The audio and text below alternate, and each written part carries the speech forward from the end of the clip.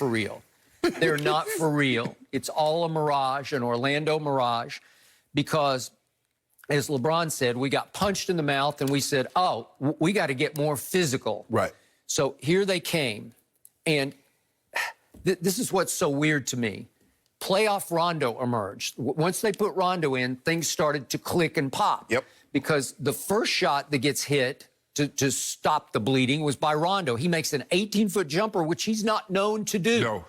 But he makes it, if we could see that, and it leads to the 2 KCP shots were the shots of the game. So Rondo first.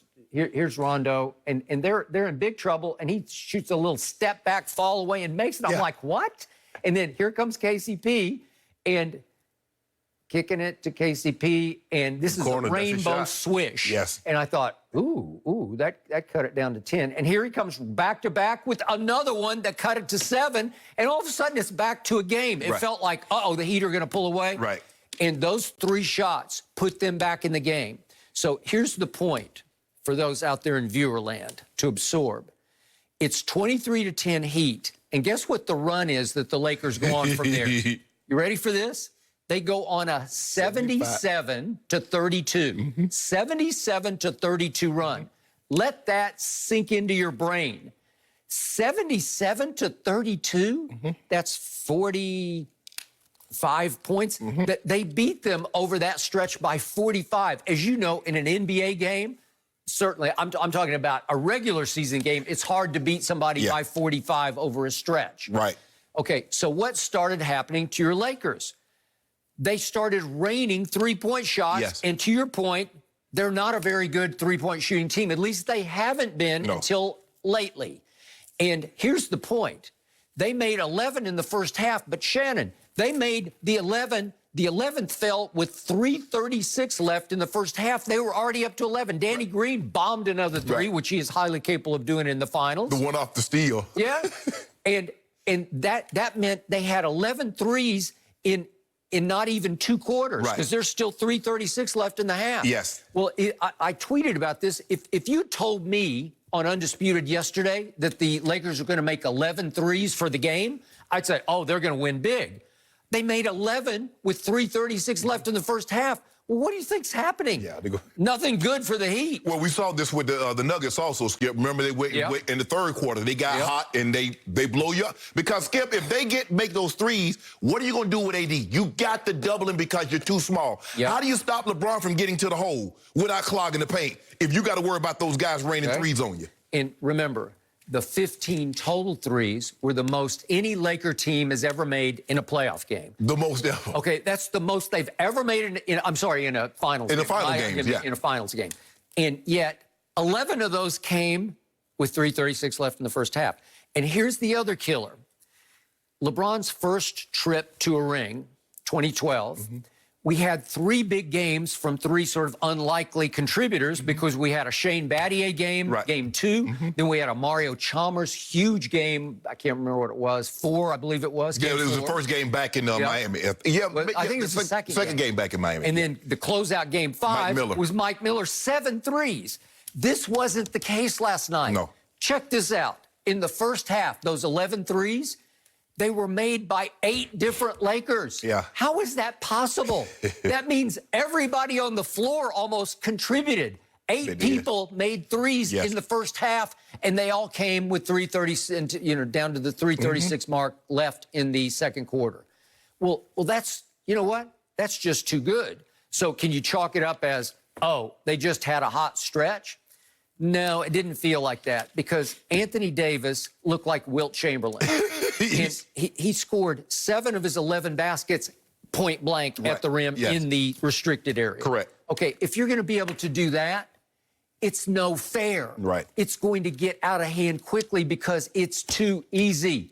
Too many easy dunks, too many easy layups. I'm sorry, no good. So now we look at the injuries. And Jimmy Butler looked like he was the worst hurt when he turned his ankle completely over. I thought he was ball game on that one, but he came back. So is he going to be swollen and a little gimpy? Maybe. And you got to turn around in 48 hours. And the only weird thing about the Dragic injury is, you've dealt with these, it's a soft tissue, and they said he tore his plantar, which goes across the bottom of your foot. And usually you need an MRI, and I don't know if they can get one quick enough during the game in the locker room. Right. But it's soft tissue, because obviously if you get an X-ray, you only see the bones. Right. So how did they know it was a torn plantar? Unless it's just by hands-on examination. Right. Maybe it is. Usually you get plantar fasciitis, which is just... He must have been dealing with that, Skip, earlier. Maybe. But when he looked back, I thought he tore his Achilles, because that's what you see a lot of guys do, Skip. He looked back like somebody... Did somebody kick me or something? Did I stumble? And then next thing I know, he's going... I don't think he stepped on No, because that's what, at first, I think he thought that. But then he looked back like somebody had tripped him. Okay. And then, okay, so to your point, Bam looks like he'll shake it off and come back, maybe. I don't know how much he can come back against AD. But Bam is their best defender. Okay, he's not an answer for AD. He's no answer, which brings us to Kendrick Nunn. The only reason there was any respectability in this game was Kendrick Nunn came in the second half and scored 18 points, and he scored 14 just in the fourth quarter. Right. Well, that made it kind of look okay, right. You know, much better than it was going to look. Yeah. Okay, he started 67 games during the regular season before COVID hit. Right. Okay. Dragic came off the bench, only started 3 games in the regular season. So once Dragic starting in the playoffs, they took off and won their 12 games with Kendrick coming off the bench and playing very little. You keep it rolling. Okay. So can he keep it rolling? Can you go back to the regular season heat and try to get back, you know, climb back in? I think you have to, Skip, but the thing is that the Lakers in the scouting report, they're not looking at him because of how few minutes he actually played. So now they will pay attention to him. It's kind of like a quarterback coming off the bench, Skip. You ain't put it in your game plan. Kind of like the first game of the season. Kansas City had no idea Justin Herbert's going to play. They set their whole defense. We got to deal with Tyrod Taylor. He has legs. This is what he can do. This is what he can't do. And all of a sudden, you're like, what the hell is Tyrod? Well, Tyrod's not playing. Herbert's playing. Well, you set your defense to stop Dragic. Now you get Nunn. So now Frank Vogel now is going to have to set his defense to deal with Nunn. Nunn, I mean, he played well, Skip. I just don't like guys getting rhythm. Got a little rhythm, they're going to have to shut that down. Just remember, he's 6 feet 2 inches tall, and he was undrafted. Right. Just for the record. So I'm not. He's not a world beater, life changer. Well, you better. Well, what they need, Skip. They need those guys to grow a little more. All right. Because you got AD and you got LeBron. Somebody's going to have to deal with that. They also need Tyler Hero to grow up more. He's 20 years of age.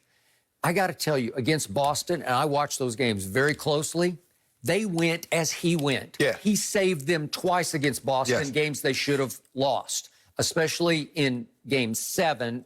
They were in trouble because Boston started to heat up, and then he out-heated them.